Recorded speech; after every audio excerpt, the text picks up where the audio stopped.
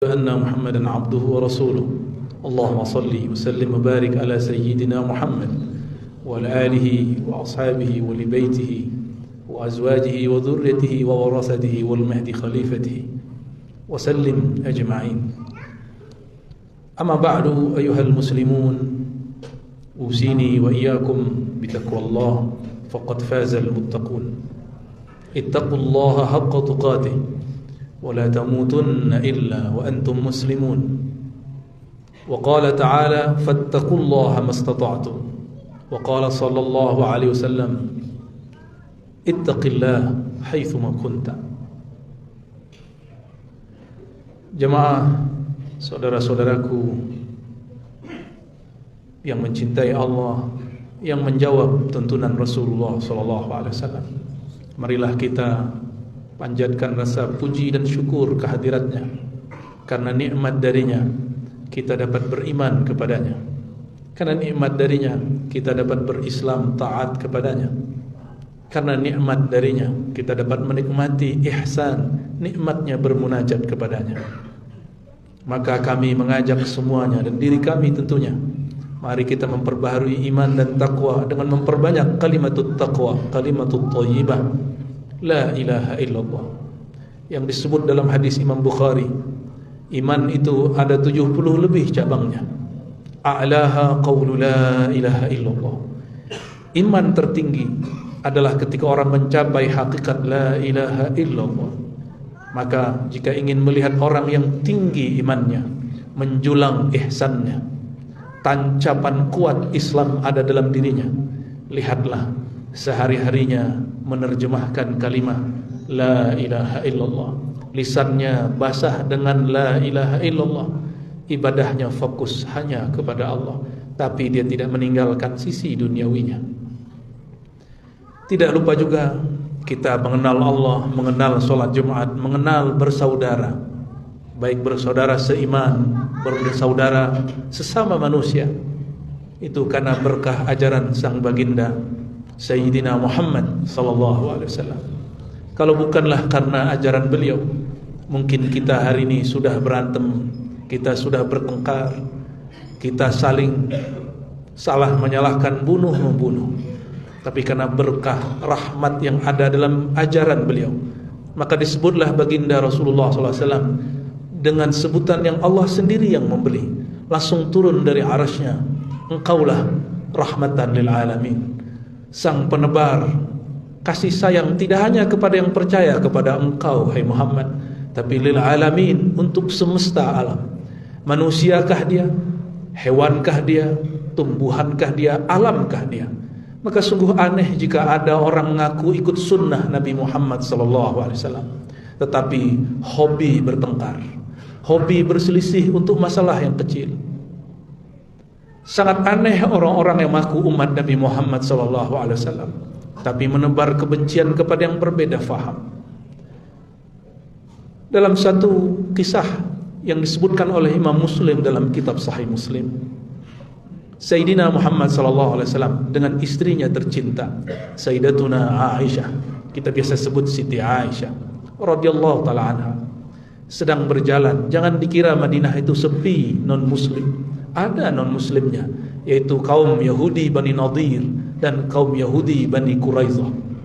Bani Nadir ini kelompok yang lebih tua, tapi mereka sedikit ortodoks dan tidak banyak memegang peran ekonomi dan politik. Lain dengan Bani Quraidah, mereka ini ahli politik, ahli ekonomi, tapi juga sangat soleh dan taat di kalangan agama Yahudi. Maka Rasulullah SAW juga orang yang biasa hidup berdampingan dengan yang tidak beriman kepadanya. Bayangkan, kita lagi jalan, tiba-tiba ada orang meneriakkan kepada kita, hei celaka kau, laknat bagimu. Kalau kita digituin orang, disapa seperti itu oleh orang lain, mungkin pedang sudah keluar, pisau sudah terbang, tembakan sudah kemudian melayang kepadanya. Tapi apa yang terjadi? Rasulullah lebih mulia dari kita, iman kita mengikuti imannya, agama kita bersumber dari dia. Tapi apakah beliau menundukkan cara begitu? Tidak. Ketika kaum Yahudi yang ekstrim saat itu mendoakan dan menghina Rasulullah SAW, membuli Rasulullah SAW dan mengatakan assalamu alaik. Ini bukan kata-kata sembarang, ini kata-kata yang sangat-sangat menyakitkan. Kalau saya sebagai manusia biasa sangat tersinggung, tapi ternyata beliau bukan hanya manusia biasa. Huwal basharu la kal bashari. Begitu di dalam syair-syair dan tarikh, manaqib-manaqib, madaih-madaih nabawiyah yang kita simpulkan dari sirah-sirah kenabian. Dia adalah manusia, la kal bashar, tapi berlainan dengan manusia biasa. Akhlaknya di atas manusia biasa, sabarnya di atas manusia biasa, tidak tersinggungannya lebih dahsyat dari manusia biasa. Apa jawaban beliau? Kita sudah tahu semua riwayat ini, tapi kita kok pura-pura tidak tahu riwayat ini, pura-pura lupa dengan riwayat ini. Beliau hanya mengatakan alaikum, kamu kali, gitu. Hanya menjawab seperti itu.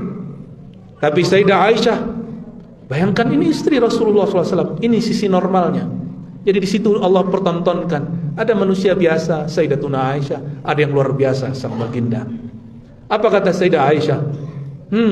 Alaikumussalam wa la'na. Justru kalianlah yang celaka, sial dan terlaknat. Senangnya Sayyidah Aisyah bisa balas, orang ngomongin satu, beliau balas kedua. Apalagi beliau seorang perempuan dan masih sangat muda. Emosinya beliau tentu standarlah seperti orang-orang yang masih muda. Tapi apa kata Rasulullah SAW? Rasulullah SAW tidak memarahi Sayyidah Aisyah, tapi membimbingnya. Beliau mengatakan, wahai Humairah, wahai istriku tercinta, bukankah aku telah menjawab alaikum? Bukankah sudah cukup? Karena sang istri sayang kepada suami, sekaligus seorang murid kepada gurunya, tidak ridha guru plus suaminya dihina oleh seorang Yahudi. Beliau mengatakan, ya Rasulullah, engkau dihina, kenapa engkau hanya mengatakan wa'alaikum? Minimal wa'alaikumsalam atau assalamualaikum. Tidak. Apa kata Rasulullah SAW? Cukup engkau mengatakan wa'alaikum. Kenapa? Di ujung hadis itu Rasulullah SAW memberikan kaidah besar hidup seorang yang mesti ia tiru di dalam hidupnya jika memang mengaku aku pengikut Nabi Muhammad SAW. Aku hidupkan sunnah Nabi Muhammad SAW. Maka siapa yang tidak mengamalkan ini, saya meragukan, walaupun serbannya tebal, walaupun baju gamisnya Masya Allah, walaupun tasbihnya panjang, walaupun jenggotnya panjang, walaupun sarungnya banyak, tapi jika tidak mengamalkan ini, saya meragukan dia sebagai umat Nabi Muhammad SAW. Kalaupun ia, mungkin Rasulullah tidak akan mengakui dia. Apa kata beliau? Wahai Aisyah, tidaklah ada kekerasan dapat diselesaikan dengan kekerasan. Sungguh kekerasan hanya dapat ditaklukkan dengan kelembutan. Ternyata bersikap lembut itu bukanlah kalah. Bersikap lembut itu awal kemenangan. Ketika orang emosi, kita tidak emosi, itu 1-0. Mungkin bagi orang yang murka ini, Imam Ghazali menyebutkan bahwa marah itu berarti keinginan menghancurkan orang yang dimarahi, mempermalukan orang yang dimarahi. Itu makna ghadab. Tapi orang yang menang dari kemarahan, orang yang ketika ada orang emosi kepadanya, dia tersenyum, tidak emosi kepada orang tersebut. Inilah yang diajarkan sang baginda. Tapi aneh, kenapa yang mengaku umat beliau, hidupkan sunnah beliau, anti bid'ah, hidupkan sunnah, tapi malah kemudian jangankan kepada non muslim, sesama muslim beda faham pun sudah tidak saling menyapa dengan baik. Di grup-grup sosial media pun sudah berkata kasar, cuma karena beda faham. Mananya sunnah Nabi Muhammad yang kalian ikuti? Apa begitu baginda Rasulullah SAW ajarkan? Tidak. Oleh karena itu, wasiat untuk diri saya pribadi dan kita semua yang hadir pada siang ini, di Jumat yang penuh berkah ini, yang mana alam semesta dimulai diciptakan pada hari ini. Mari hidupkan kembali rahmatnya baginda Rasulullah SAW dalam diri kita, di rumah kita, di gang, di RT kita, nanti lama-lama di masjid, di kampung, bahkan di negara ini. Itulah cara mengislamkan negeri. Itulah cara Rasulullah SAW mengislamkan Madinah. Ketika beliau hendak umrah, tahun ke-6 Hijriah. Sudah hampir sampai di kota Mekah. Namanya negeri Hudaybiyah karena ada bukit Hudaybiyah.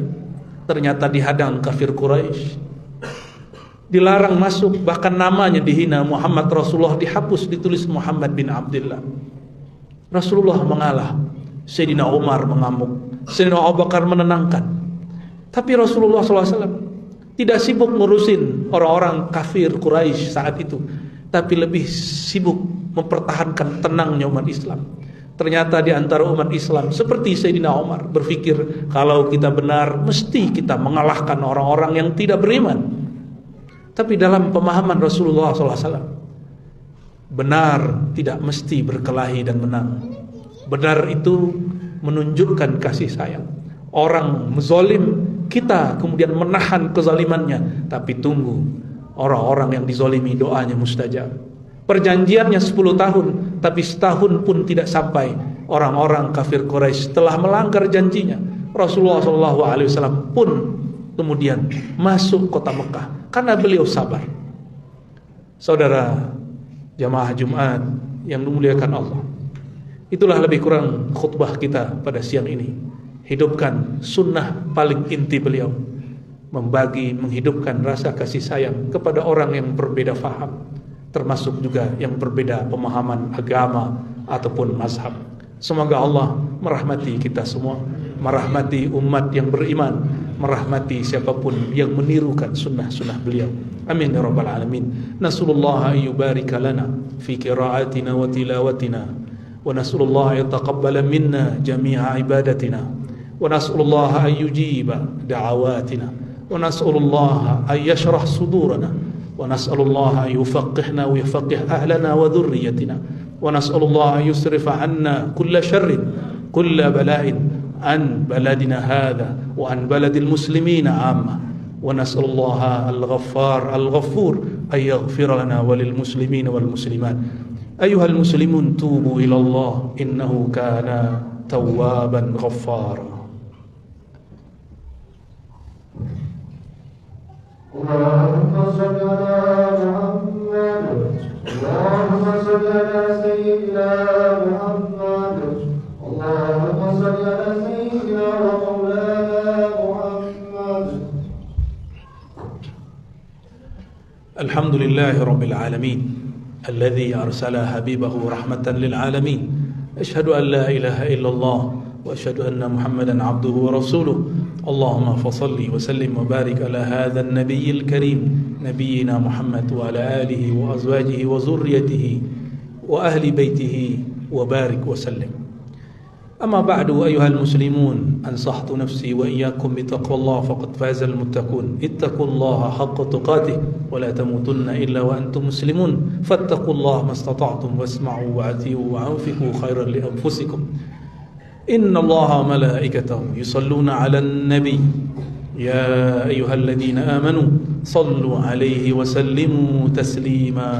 اللهم صل على سيدنا محمد وعلى آل سيدنا محمد كما صليت على سيدنا إبراهيم وعلى آل سيدنا إبراهيم، وبارك على سيدنا محمد وعلى آل سيدنا محمد كما باركت على سيدنا إبراهيم وعلى آل سيدنا إبراهيم، وترحم وتحنن على سيدنا محمد كما ترحمت وتحننت على سيدنا إبراهيم وعلى آل سيدنا إبراهيم في العالمين إنك حميد مجيد. اللهم اغفر للمؤمنين والمؤمنات والمسلمين والمسلمات الأحياء منهم والأموات، وتابع بيننا وبينهم بالخيرات. رب اغفر وارحم وأنت خير الراحمين. اللهم يا غفار يا غفور يا ستار استر عوراتنا واغفر ذنوبنا وجملنا يا ربنا بالأخلاق الكريمة، واختم حياتنا يا ربنا بحسن الخاتمة. يا مقلب القلوب يا مقلب القلوب يا مصرف القلوب ثبت قلوبنا على دينك وطاعتك. اللهم أعنا يا معين على ذكرك وشكرك وحسن عبادتك. اللهم إنا نسألك يا ربنا جميع الخير مما علمنا ومما لا نعلم، ونعوذ بك ربنا من كل شر مما علمنا يا ربنا ومما لا نعلم، إنك أنت علام الغيوب. اللهم يا الله انصرنا وانصر المسلمين في كل مكان وحين. اللهم يا الله إنا نعوذ بك من كل فتنة المحيا والممات وفتنة القبر وفتنة النار، ونعوذ بك يا ربنا من فتنة الصدر ومن فتنة المال والنساء، ونعوذ بك يا ربنا من فتنة الدنيا. ربنا آتنا في الدنيا حسنة وفي الآخرة حسنة وقنا عذاب النار، والحمد لله رب العالمين. عباد الله، إن الله يأمركم بالعدل والإحسان وإيتاء ذي القربى وينهى عن الفحشاء والمنكر والبغي يعظكم لعلكم تذكرون. فاذكروا الله يذكركم واشكروه يشكركم ويجزيكم جزيلا كثيرا. أقم الصلاة.